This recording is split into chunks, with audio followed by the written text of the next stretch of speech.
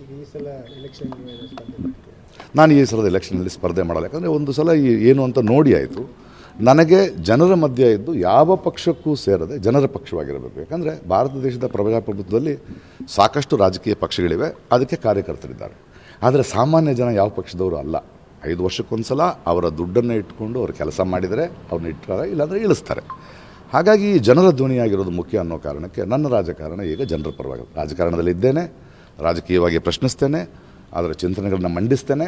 ನನ್ನದು ಮಂಡಿಸುವುದಷ್ಟೇ. ಈ ಥರದ ಪ್ರಶ್ನೆಗಳು ಯಾರು ಆಳುತ್ತಿದ್ದಾರೋ ಅವರನ್ನು ಕೇಳಲೇಬೇಕು ನಾವು. ಅದು ನಮ್ಮ ಹಕ್ಕು. ಕೇಳಿದ್ದಕ್ಕೆ ನೀವು ಉತ್ತರ ಕೊಡದೆ ನೀನು ಯಾರು ಕೇಳೋದಕ್ಕೆ, ನೀನು ಇಲ್ಲಿಂದ ಹೋಗು ಅಂದರೆ ಹಂಗಾಗಲ್ಲ. ಯಾಕಂದರೆ ಎಲ್ಲರೂ ಟ್ಯಾಕ್ಸ್ ಕಟ್ತೇವೆ.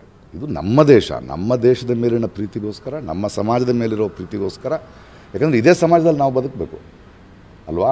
ಆಗ ಎಲ್ಲರ ಪರವಾಗಿ ಪ್ಲಸ್ ಕಲಾವಿದನಾದ ಮೇಲೆ ಎಲ್ಲ ಧರ್ಮದ, ಎಲ್ಲ ಭಾಷೆಯ, ಎಲ್ಲ ಜನರು ಸೇರಿ ತೋರಿಸಿರೋ ಪ್ರೀತಿ ನನಗೊಂದು ವೇದಿಕೆ ಕೊಟ್ಟ ಮೇಲೆ ನಾನು ಎಲ್ಲರ ಪರವಾಗಿ ಆಳುವವ್ರನ್ನ ಪ್ರಶ್ನೆ ಮಾಡ್ತೀನಿ. ಈಗ ಬಿಜೆಪಿ ಮತ್ತು ಕಾಂಗ್ರೆಸ್